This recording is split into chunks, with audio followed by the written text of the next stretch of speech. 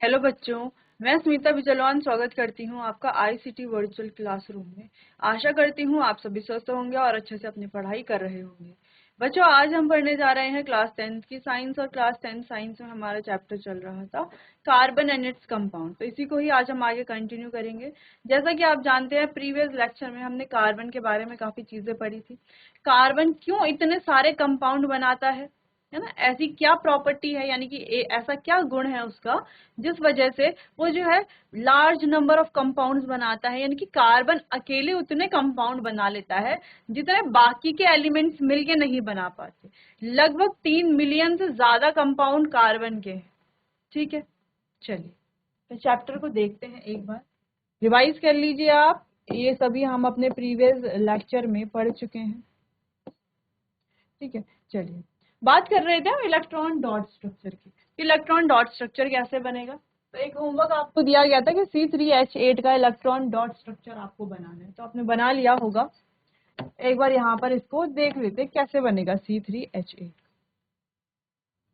C3H8 अभी तक आप इलेक्ट्रॉनिक कॉन्फ़िगरेशन लिखना सीख गए होंगे, अच्छे से आपको पता होगा इलेक्ट्रॉनिक कॉन्फ़िगरेशन कैसे लिखा जाता है। दूसरी चीज, अभी तक आपको पता चल गया होगा कि कार्बन की वैलेंसी क्या है, हाइड्रोजन की वैलेंसी क्या है, या अदर जो एलिमेंट्स हैं उनकी वैलेंसी क्या है, कैसे हम वैलेंसी निकालेंगे, या वैलेंस शेल के इलेक्ट्रॉन क्या है, ये आपको पता चल गया होगा। क्योंकि देखो, वैलेंस शेल के इलेक्ट्रॉन तो आपको इलेक्ट्रॉनिक कॉन्फ़िगरेशन से पता चल ही जाएंगे, और वैलेंसी भी आप वहां से निकाल लेंगे आसानी से। ठीक है, चलिए बात करते हैं C3H8 की। C3 यानी कि 3 कार्बन होंगे, 1 2 3 कार्बन, और 8 हाइड्रोजन है, एक। अच्छा, दूसरी चीज, ये सारे जो कार्बन है इन पर कितनी, इनकी वैलेंसी क्या है, 4 है ना। तो बना लेते हैं 4 इलेक्ट्रॉन, 1 2 3 4। ये इस कार्बन के अपने 4 इलेक्ट्रॉन है, ये 1 2 3 4। ये इस कार्बन के अपने 4 इलेक्ट्रॉन है, और ये वाले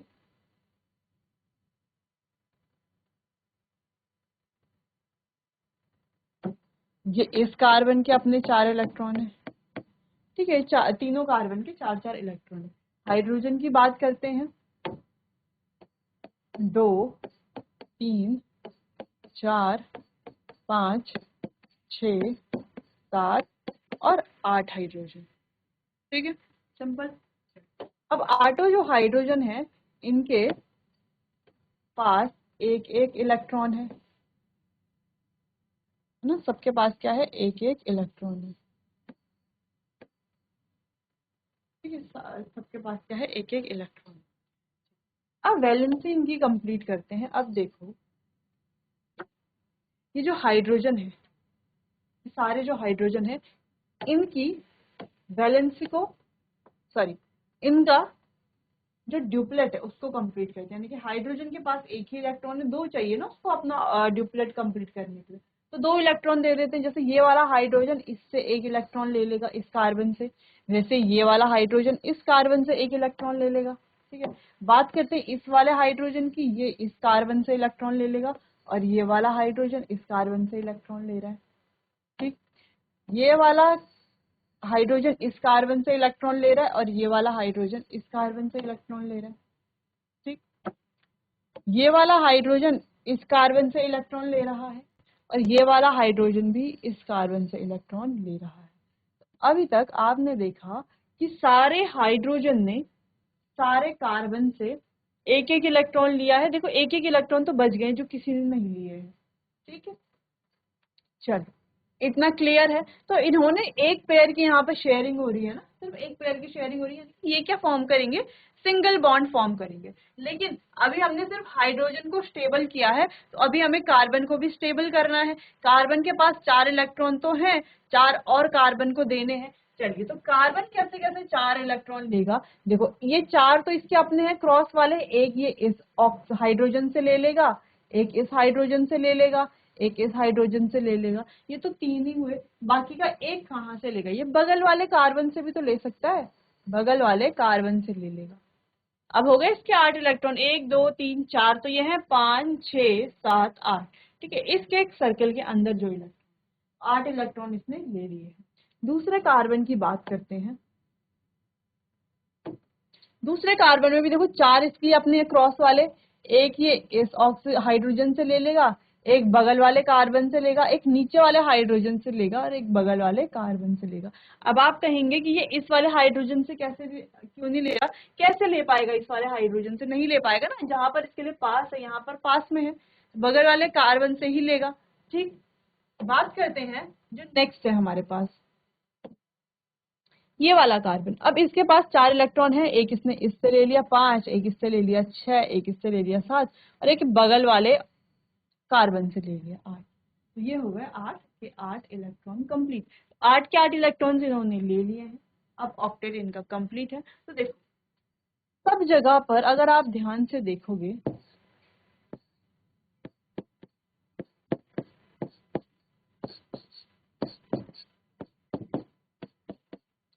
अगर आप ध्यान से देखोगे बच्चों, तो आपको क्या दिखेगा, सिर्फ यहाँ पर क्या दिखेगा, एक इलेक्ट्रॉन पेयर की शेयरिंग हो रही है। यहाँ पर क्या दिखेगा, एक इलेक्ट्रॉन पेयर की शेयरिंग हो रही है।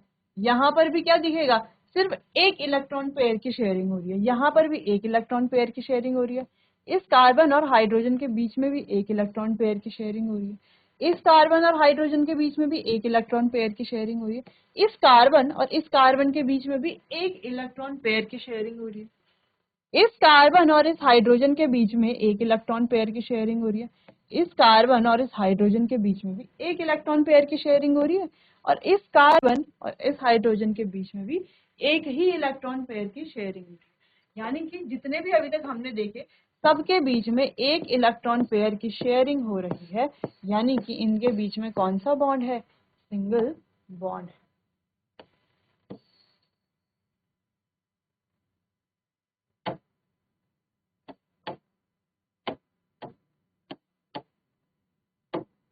क्या बॉन्ड है, सिर्फ सिंगल बॉन्ड है। अच्छा, डबल बॉन्ड वाला भी हो सकता था, बिल्कुल हो सकता है डबल बॉन्ड वाला भी, हम डबल बॉन्ड वाला भी बना सकते हैं। पहले आप इतना देख लीजिए, इसको नोट कर लीजिए। डबल बॉन्ड वाला देखते हैं अभी। चलिए, तो एक डबल बॉन्ड वाला एग्जांपल देखते हैं। अगर हमारे पास है C2H4, 2 कार्बन और 4 है ना, 1 2 3 4 5 और 6। अगर हाइड्रोजन की बात करें तो सारे हाइड्रोजन के पास एक एक इलेक्ट्रॉन है। और अगर कार्बन की बात करें तो कार्बन के पास 1 2 3 4 इलेक्ट्रॉन है। ऐसे बना लेते हैं स्ट्रक्चर को थोड़ा।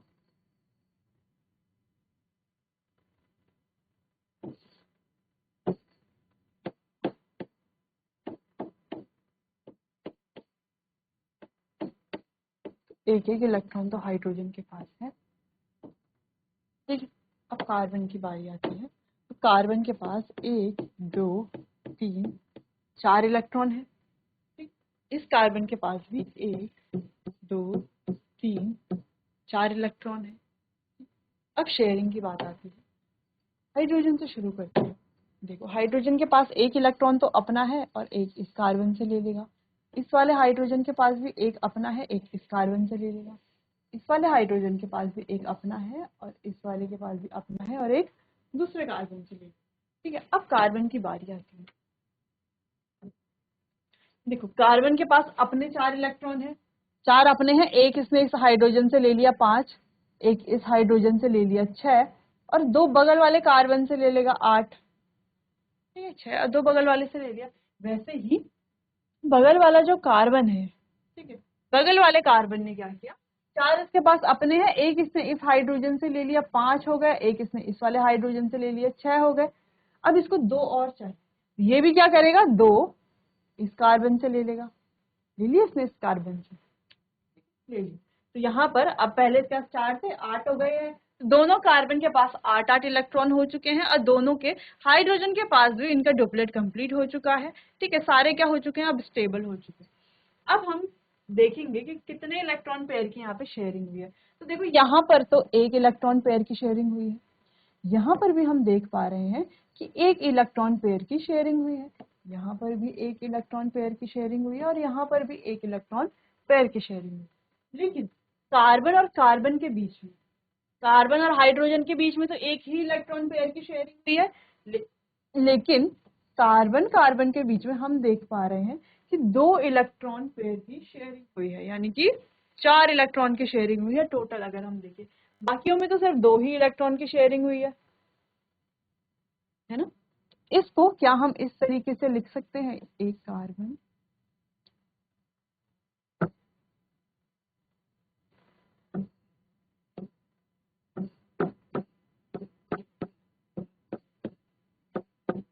ठीक है, इसके और इसके बीच में, इसके और इसके, यानी कि कार्बन और हाइड्रोजन के बीच में तो सिंगल बॉन्ड है, लेकिन कार्बन कार्बन के बीच में क्या आया, यहाँ पर डबल बॉन्ड आया।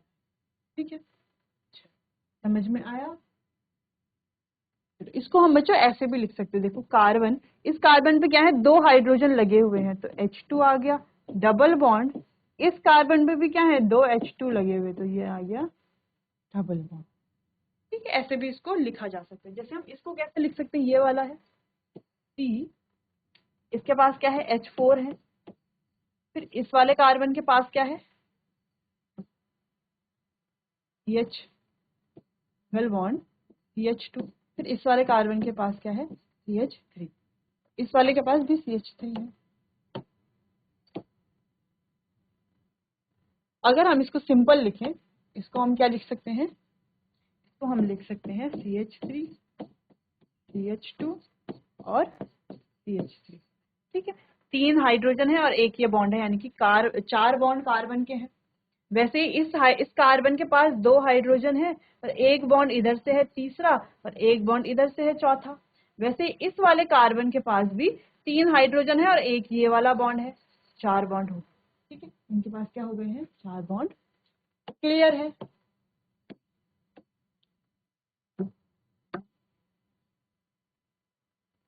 ठीक, चलिए इतनी बात समझ में आ गई कैसे कैसे हम ये बनाते हैं इलेक्ट्रॉन डॉट स्ट्रक्चर।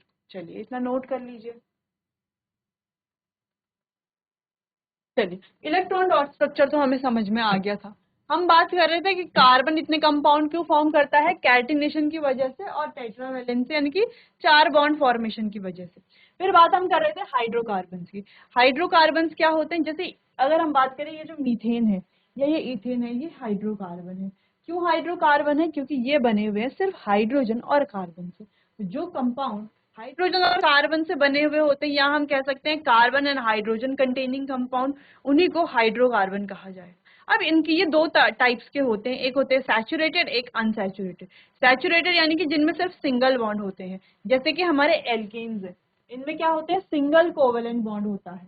ठीक है, कार्बन कार्बन के बीच में, इस वजह से इन्हें क्या कहा जाता है, एल्केन्स कहा जाता है।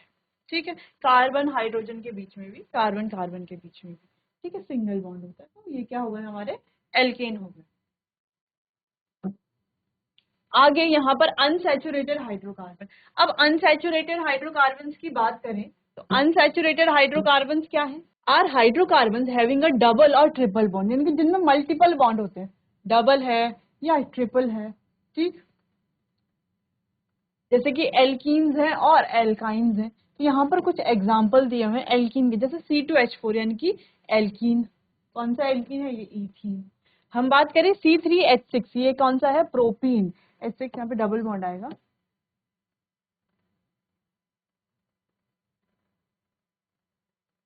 ठीक है, चलो, तो ये हो गया प्रोपीन। तो ये हो गया हमारे एग्जाम्पल, क्या बॉन्ड है, डबल बॉन्ड। यहाँ पे क्या है, डबल बॉन्ड। जो अभी हमने इलेक्ट्रॉन डॉट स्ट्रक्चर देखा तो वहाँ पे एक सिंगल बॉन्ड वाला देखा था, एक डबल बॉन्ड वाला। सिंगल बॉन्ड वाला हमारे सैचुरेटेड है और डबल बॉन्ड वाला हमारा अनसैचुरेटेड है। ठीक है, और ट्रिपल बॉन्ड वाला भी अनसैचुरेटेड है, जिसमें कार्बन एटम के बीच में क्या है, ट्रिपल बॉन्ड, जैसे कि हम यहाँ पर देख पा रहे हैं ये वाला। जैसे यहाँ पर देखो कार्बन कार्बन के बीच में डबल बॉन्ड है, यहाँ पर भी कार्बन कार्बन के बीच में डबल बॉन्ड है और यहाँ पर कार्बन कार्बन के बीच में ट्रिपल बॉन्ड है, यानी कि 3 बॉन्ड है। तो ये क्या हो जाएगा हमारा, क्या हो जाएगी हमारे सारे अनसैचुरेटेड हाइड्रोकार्बन। तो अभी आप समझ गए होंगे सैचुरेटेड हाइड्रोकार्बन और अनसैचुरेटेड हाइड्रोकार्बन। सैचुरेटेड हाइड्रोकार्बन जिनमें सिंगल बॉन्ड होते हैं जैसे कि हमारा एल्केन्स, और अनसैचुरेटेड हाइड्रोकार्बन जिनमें डबल और ट्रिपल बॉन्ड होते हैं जैसे कि हमारा एल्कीन और एल्काइन। ठीक, चलिए नोट कर लीजिए, इनके एग्जाम्पल भी आपको नोट करने हैं। चलिए, अच्छा किसी को ये कंफ्यूजन तो नहीं कि ट्रिपल बॉन्ड जो है वो यहाँ पर क्यों आया, यहाँ पर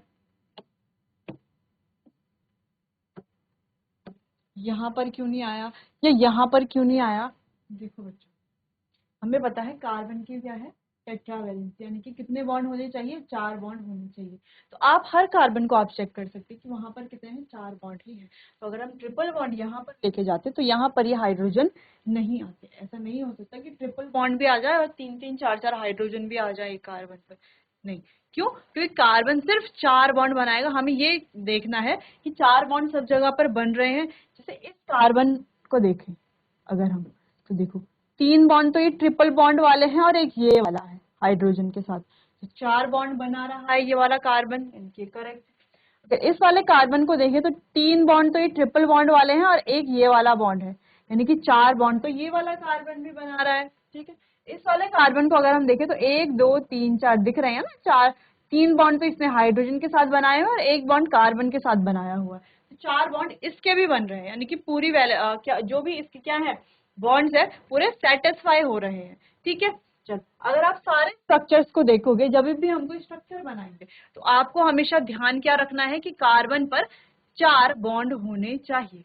ठीक है, कम नहीं होने चाहिए, ज्यादा भी नहीं होने चाहिए। जैसे कुछ कुछ बच्चे क्या कर लेते हैं, इस तरीके से स्ट्रक्चर बना लेते हैं, double bond 1 H 2 H 3 H C,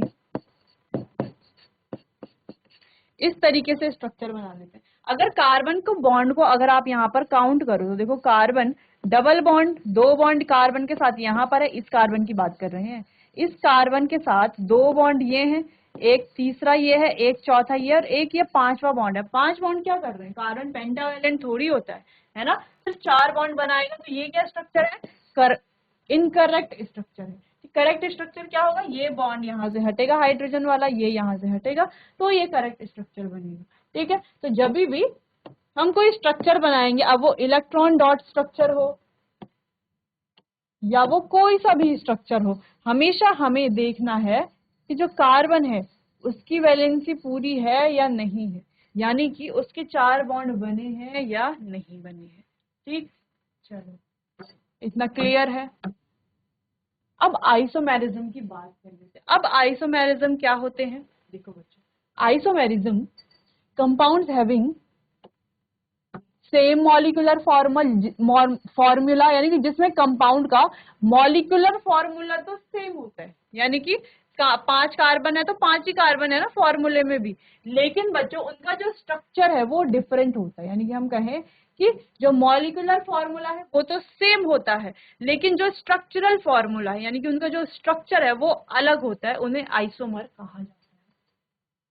क्या कहा जाता है, आइसोमर कहा जाता है। This property is called isomerism. इस प्रॉपर्टी को क्या कहा जाएगा, आइसोमेरिज्म कहा जाएगा।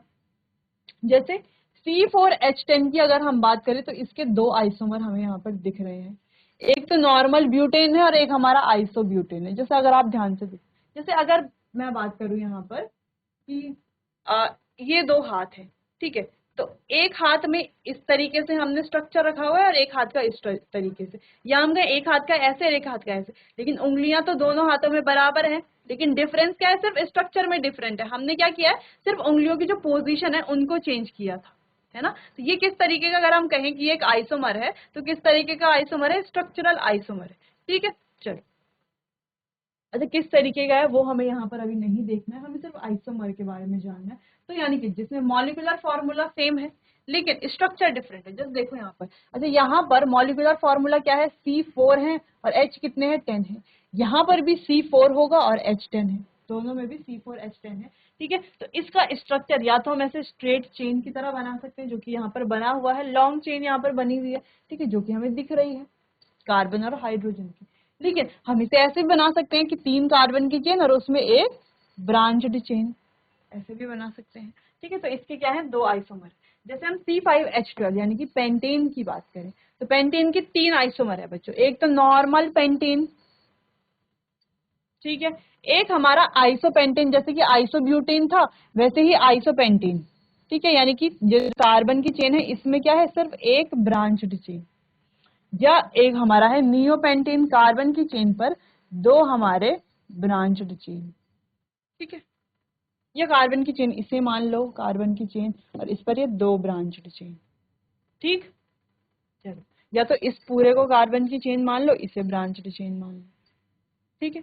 चलो, सिंपल जो भी है, जैसा भी है, ठीक है। वैसे हम इसे आगे देखेंगे और डिटेल में। तो आइसोमेरिज्म आपको समझ में आया, जिसमें जो फॉर्मूला है वो तो सेम है, मॉलिक्यूलर फॉर्मूला, लेकिन जो स्ट्रक्चर है वो डिफरेंट है, तो उन्हें आइसोमर्स कहेंगे। अच्छा, स्ट्रक्चर डिफरेंट होने की वजह से इनके जो नाम है, आयुपैक नेमिंग है, यानी कि आयुपीएसी नेमिंग है, वो भी क्या है, डिफरेंट है, ठीक है। स्ट्रक्चर डिफरेंट, आयुपीएसी नेम भी क्या हो जाएगा बच्चों, डिफरेंट हो जाएगा, ठीक है।